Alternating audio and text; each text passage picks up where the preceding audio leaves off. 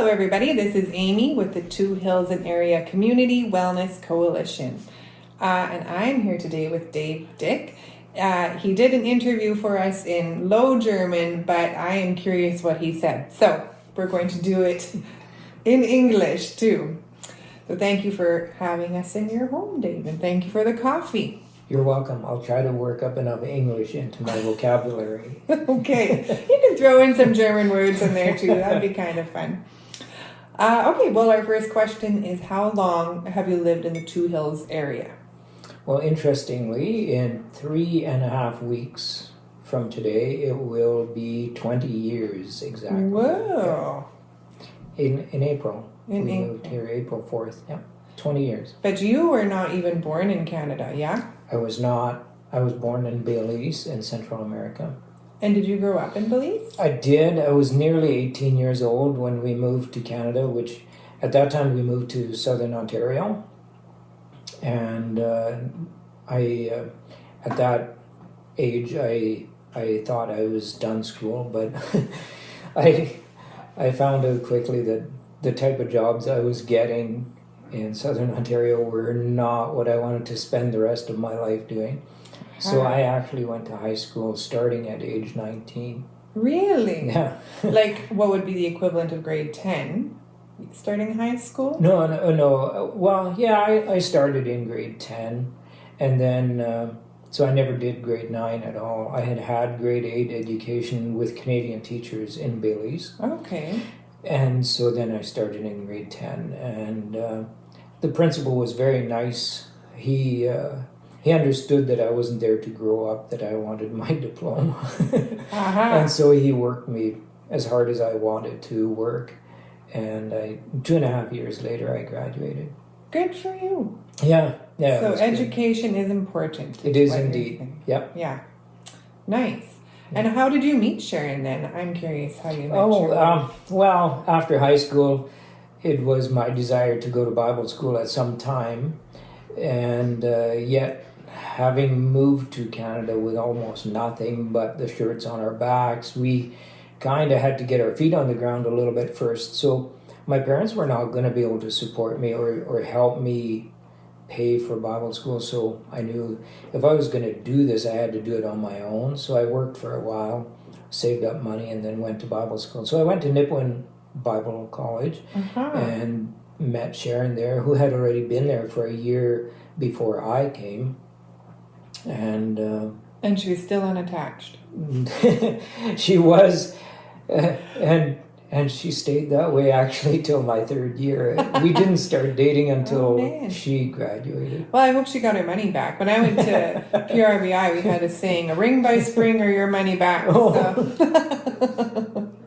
No, she didn't get her money back. Okay. Well, but don't worry, Bible school is paid for. It was good, yeah, for sure. Okay. Well, the next question is the tricky one. What does mental health mean to you? Wow. Yeah, that question could go very broad. But mental health, I think everyone at some point in their life struggles with mental health to some degree or another. And I've helped a few people in my lifetime who were going through difficult times and who were very low in their life, meaning they had a mental, maybe not breakdown, but were very low in their life, and so I encourage them to get some help, to see a doctor, and first off, not all of them, but one of them I encouraged to see a doctor. She needed to get some medication because she couldn't seem to get out of that slump. And then after she got some medication, then she could see life through different lenses, and it helped her. And then we could begin to help her to see the positive in life, which she was lacking very much. And that helped her. But unfortunately, to her, that almost became a crutch. And she kind of became dependent on that. And it was a little bit of a process to get unhooked from it because she realized how much it helped her. And then And then she became a little bit dependent on it. Thankfully, she isn't anymore. She got freed from it, and she got out of that Out of this downtime. But others, and I myself have, and so a person experiences some things in their life where you get down about stuff, and so I've helped a few other people without the aid of any kind of medication or a doctor's visit or anything. So people deal with it different, and mental health means different things to different people. But I think to a degree, every one of us deals with it at some point in our lives. And we have to realize that it's not not such a bad thing, not something that we're now going to have to live with for the rest of our life. There is life after that. Right. So sometimes you need to reach out and talk to somebody. Yeah. And it's okay to, there's chemicals in our brains, and sometimes they need some tweaking. They need medication, and that's okay. Yeah. And then sometimes that can be for a short period of time or a long period of time, but that you can just keep working on it. Yeah. Well, some people almost get dysfunctional when they get into a situation because they get so focused on that problem that seems overwhelming in their life, and try as you might. You can't talk them into just thinking positively, and so they need to deal with whatever it was that brought them into that situation. Right. And it depends what it was that brought them into that. So what will it take to get out of that? And it takes careful and prayerful work with them to overcome that. Right. For sure. Okay, well, the next thing, our usual question is, how has COVID affected you and your family? But I happen to know that you have experienced great joy and great sorrow through COVID, with the passing of both of your parents. Yeah. And also with the marriage of your only daughter, all within various restrictions, but throughout the COVID period. And your in-laws being unwell also. So. Yeah. So interestingly, my parents were able to, and I say that carefully, they were able to go home to die within a couple of weeks of each other. We feel that it was a good thing. Dad seemed to live to care for Mom, and Mom had been ill for a long time, but had lived the last couple of years in a care home, and then she was stable, and suddenly she took a turn for down, and she passed away. And living in Ontario, the Lord's timing was just so wonderful about it all, that she passed away just days before Ontario opened up. I was able to fly there and be there to help with funeral arrangements, be there for the funeral. On the day that Ontario opened up was her funeral, so we were able to have the funeral in a church. Dad attended there. We had no idea that we were going to do his funeral soon. And the day after Mom's funeral, we discovered that Dad had lung cancer, and it was in a very advanced stage, and it was too late to try to do anything with. Now, the restrictions in the hospitals were still such that I could not go in there with him. So it was a little bit strategic that we planned a visit to the hospital only on the day after Mom's funeral, so that should they keep him in there and I would not be able to go in there again, that at least the funeral was done. At least I had been with Dad. Dad went in to see a doctor, and then they found out that he had cancer, and we wanted to know how bad. Yeah. What should we expect? How much longer might we have Dad? And the doctor simply did not want to answer that. He didn't want to be responsible. So he said, just enjoy every moment that you have with him. And we did. But my job was one that required for me to come back home for at least a little bit and just make everything, that everything would function a little smoother at work. So I said to Dad, I'll be back. I'll go home.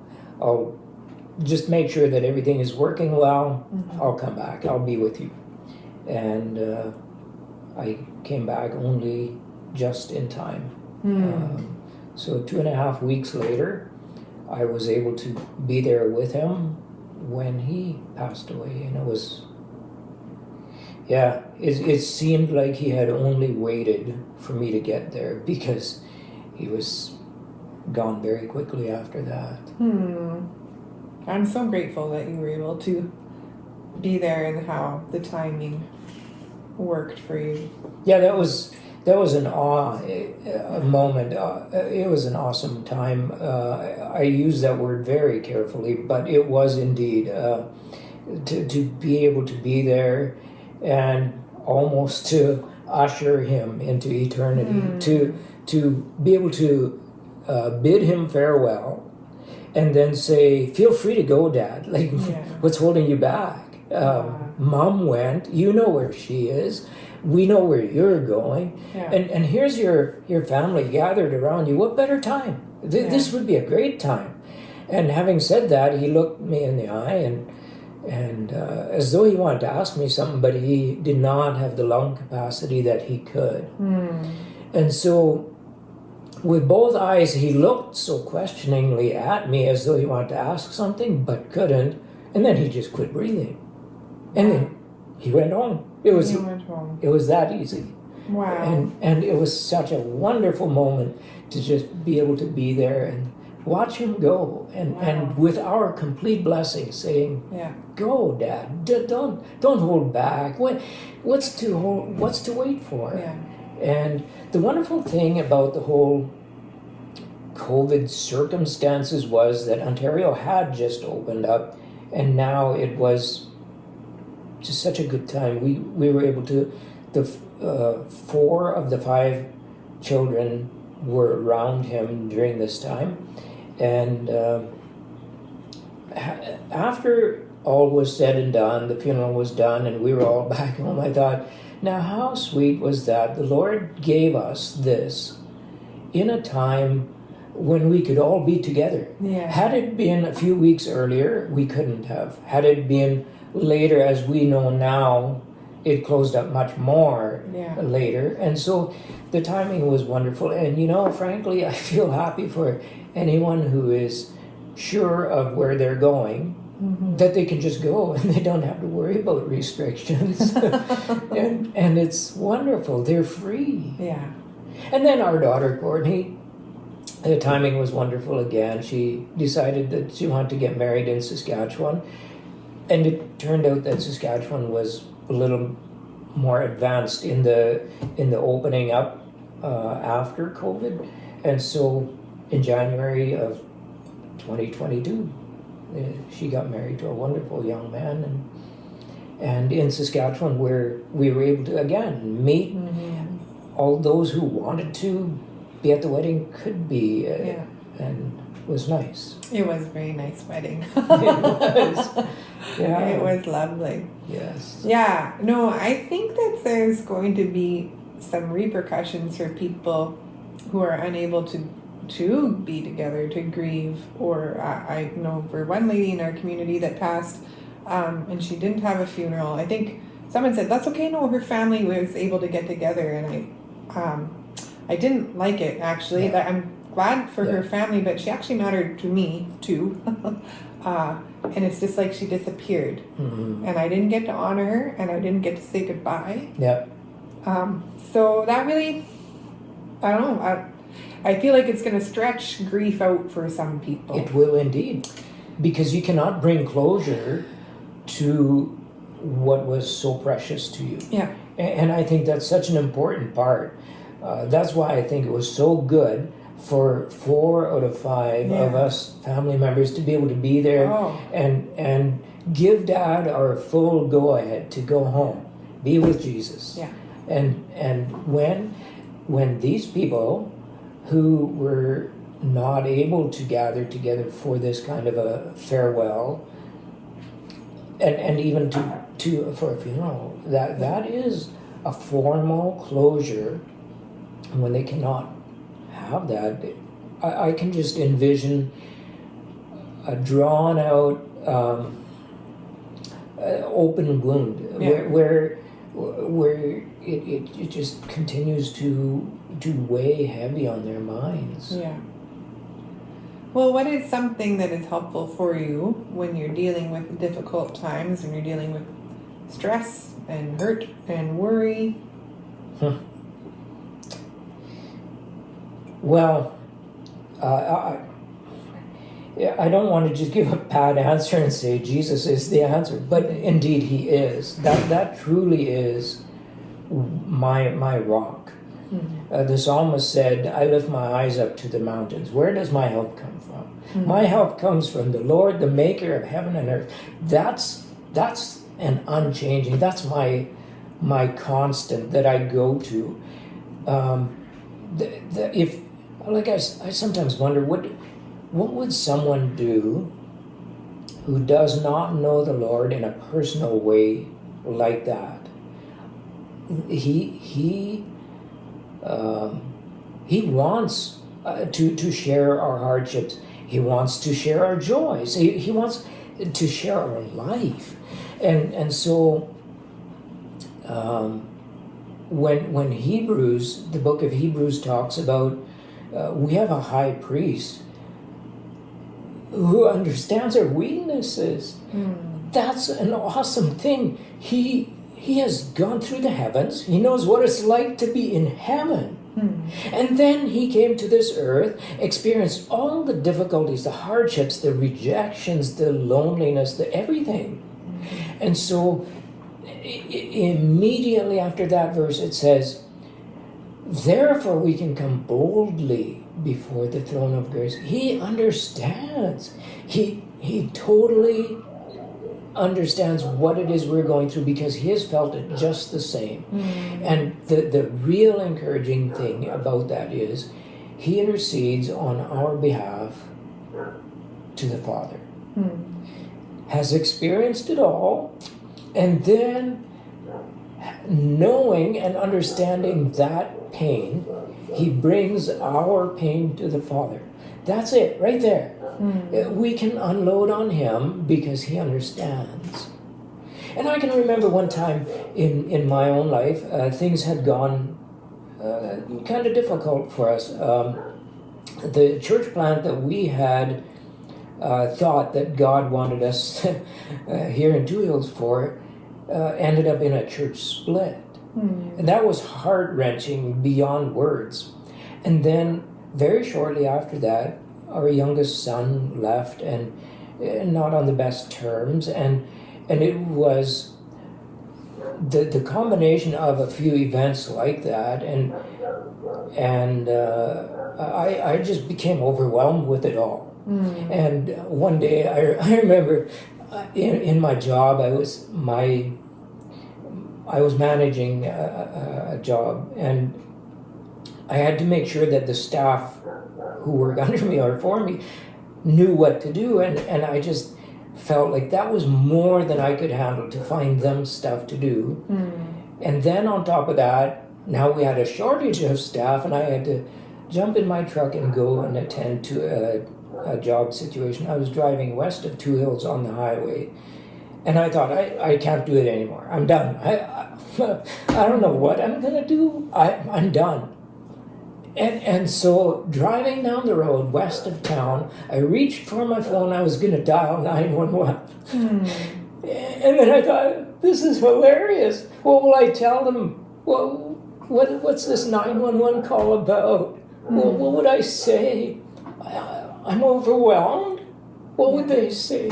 And then I remembered that God gives strength as you need it. And so I just remembered just in a desperate way praying, God, now I need it. I need strength for one more step.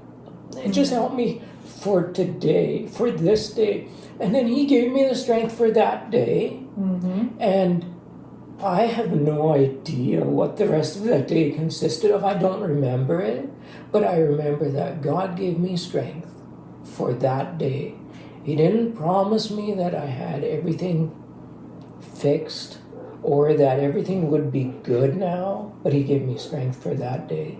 And the next day I pleaded for strength for that day, and he gave it. And we don't camp in those situations. You don't set up camp in that low spot, in the valley of your life. Don't plan on staying there. Don't let the events that brought you there become who you are.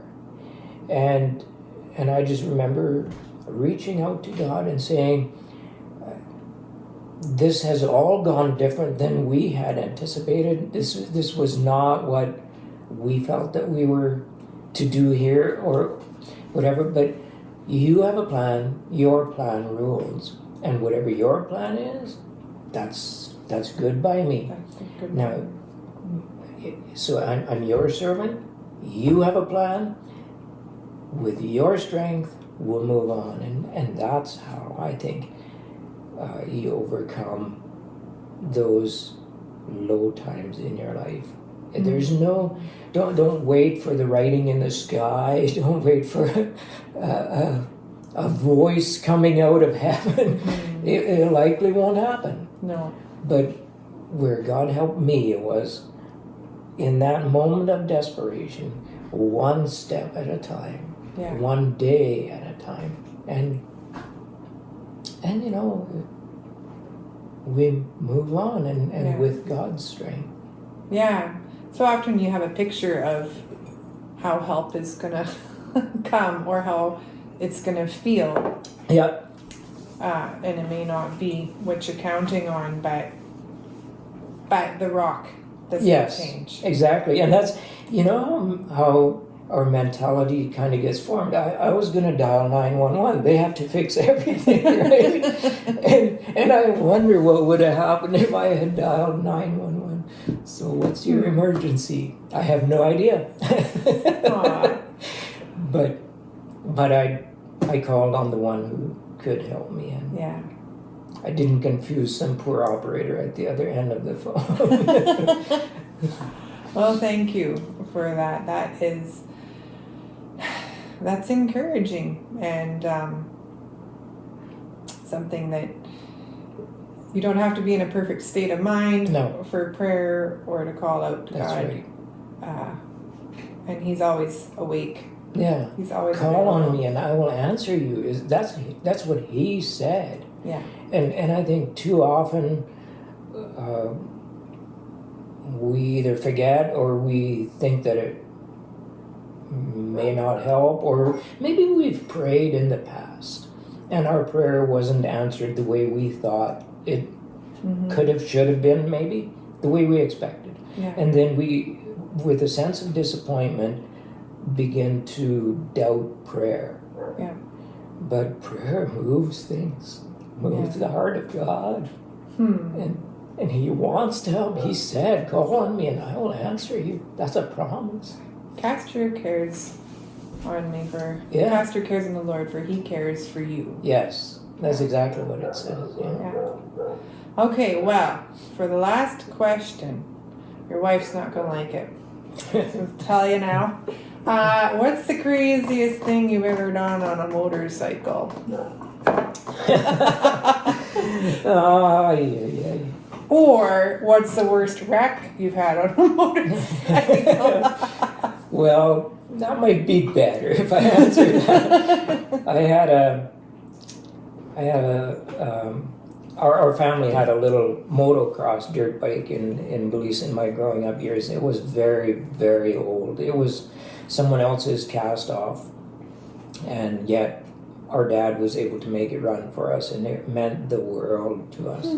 And so one day in a big rush to go over to Grandma and Grandpa's to get my hat, because I was off to work on the farm and I had forgot my hat there the night before, and in my background you don't leave home without a hat on. But in the evening, I had forgot my hat there.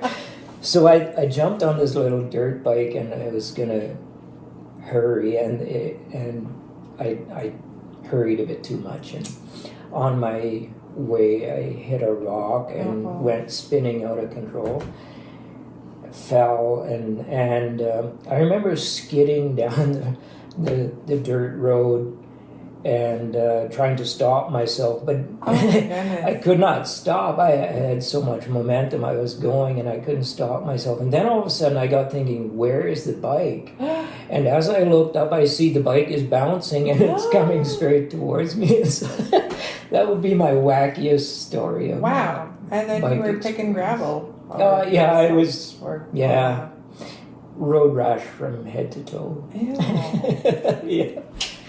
All right. No broken bones. No broken bones. Did you get your hat? I didn't need my hat after that. I was excused from the farm labor that I was scheduled for. What a guy's got to do to get out of work, eh? I'm telling you. Yeah. Yeah, it took a while before I put a shirt back on, though, because nothing felt very good. Oh, my goodness. Ugh. Yeah. Okay, well, on that cheerful note, thank you very much for the coffee and for your time. Yeah, you're welcome. All right. Take care, everyone.